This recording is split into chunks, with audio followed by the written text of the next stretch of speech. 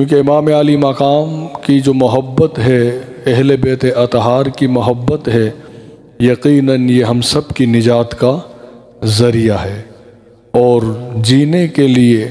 خدا کی بارگاہ میں مقبول ہونے کے لیے یہ ایک ذریعہ ہے جو دنیا میں بھی، قبر میں بھی، آخرت میں بھی یقیناً نجات ہے تو وہ اہل بیت اطہار کی محبت سے ہے۔ اسی وجہ سے دنیا بھر میں محرم الحرام کے موقع پر جتنے عاشقان نبی صلی اللہ علیہ وآلہ وسلم اور محبان و غلامان اہل بیت اطہار و صحابہ کرام محرم الحرام کے ان مبارک دنوں میں مجالس کا اہتمام کرتے ہیں۔ ہمارے لیے ایک جو المیہ ہے، ایک جو میں عرض کر رہا ہوں کہ جو چیز پہلے نہیں تھی ہم اس دور میں دیکھ رہے ہیں، اور ابھی بھی اگر اس بات پر توجہ نہ دلائی جائے تو یہ آہستہ آہستہ وہ بات پھر عام ہو جاتی ہے، اس کا رواج پڑ جاتا ہے۔ یہ ذہن میں رکھیے کہ اسلامی سال کا جو آغاز ہے وہ قربانی سے ہوتا ہے، اور اسلامی سال کا اختتام بھی قربانی سے ہوتا ہے۔ اسی وجہ سے 1400 سالوں میں کبھی یہ نہیں دیکھا گیا کہ محرم الحرام کے موقع پر جو مبارکباد دی جاتی ہے، یہ گزشتہ 5 سے 6 سالوں میں یہ ایک سلسلہ جو یہ ایجاد کیا گیا ہے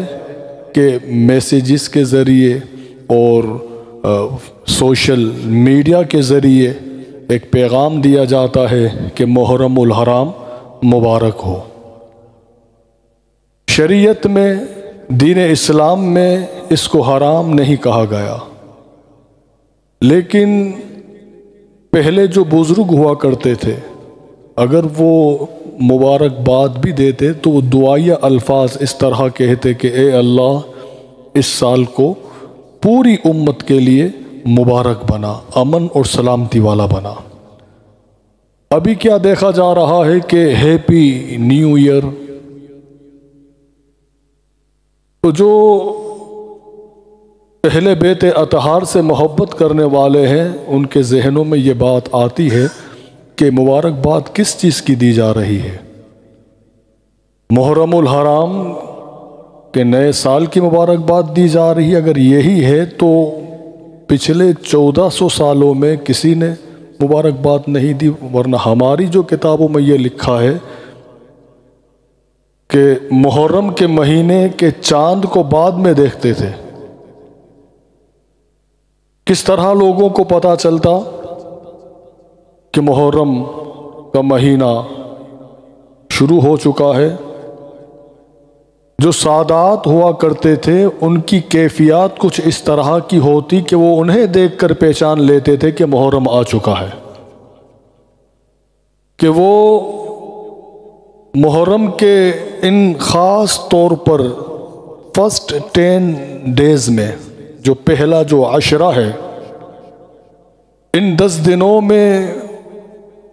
ان کے گھروں میں اگر ٹی وی بھی ہوتا تھا تو اسے وہ بند رکھتے تھے۔ ان 10 دنوں میں ان کے گھروں میں قرآن کریم کی تلاوت ہوتی تھی، درود پاک کی محافلیں ہوتی تھی، سبیلیں بنائی جاتی تھی، اور غم حسین کو منایا جاتا تھا، یعنی غم حسین کیا جاتا، اور اس بات کو وہ اظہار کرتے اس بات کا کہ لوگوں آدم علیہ السلام سے لے کر حضرت عیسیٰ علیہ السلام تک جتنے انبیاء کرام تشریف لائے ہیں، کسی نبی کے گھر والوں پر اتنا ظلم نہیں ہوا کہ جتنا ظلم رسول اللہ کے گھر والوں کے ساتھ ہوا ہے، کہ جتنی آزمائش ان پر آئی، جتنا انہیں ستایا گیا، پوری روئے زمین پر پوری انسانیت میں ایسا ظلم دیکھنے کو نہیں ملتا کہ 6 مہینے کے علی اصغر کو بھی نہ اس کی معصومیت دیکھی جائے، نہ اس کے بچپنے کو دیکھا جائے، اور اسے بھی بے دردی کے ساتھ شہید کر دیا جائے؟ کہ باپ کے سامنے جوان بچے کو شہید کر دیا جائے، بھائی کے بازو کاٹ دیے جائیں؟ تو یہ تمام تر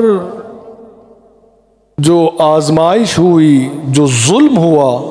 یہ حضور صلی اللہ علیہ وآلہ وسلم کے گھر والوں کے ساتھ ہوا۔ اور کب ہوا؟ کربلا میں ہوا۔ اب آپ دیجئے مبارکباد کہ مبارک ہو محرم کی۔ حضرات گرامی، کچھ چیزوں کی اگر شریعت اجازت دیتی ہے مگر طبیعت اجازت نہیں دیتی۔ ہماری اہل سنت کی جو بنیاد ہے، ہم اہل سنت، ہم تو نسبتوں والے ہیں۔ ہم حضور صلی اللہ علیہ وآلہ وسلم کے ساتھ جس کو نسبت ہو جائے ہم تو اس کا ادب کرتے ہیں، احترام کرتے ہیں۔ تو حسین تو وہ ہیں کہ حضور علیہ السلام نے حسین پاک کی شہادت سے پہلے بھی غم منایا، اور شہادت کے بعد بھی حضور علیہ السلام کو غم مناتے ہوئے دیکھا گیا ہے۔ کہ وہ جو واقعہ پیش آیا تو یہ طریقہ رہا ہے بزرگان دین کا۔ اب آپ چاہیں کتنے بھی نام آپ لیجئے، چاہے وہ خواجہ معین الدین چشتی اجمیری ہوں، چاہے خواجہ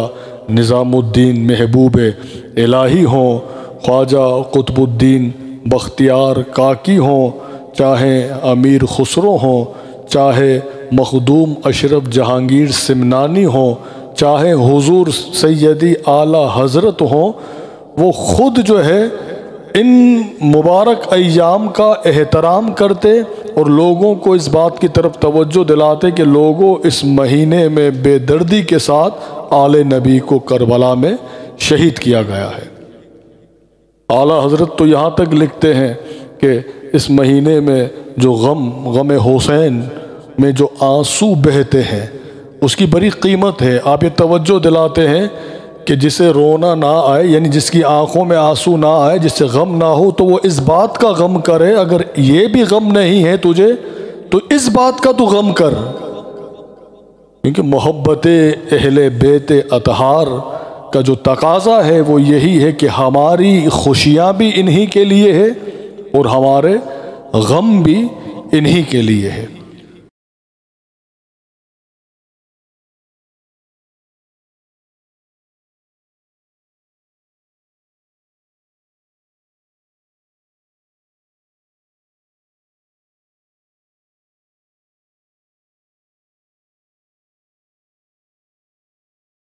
حسین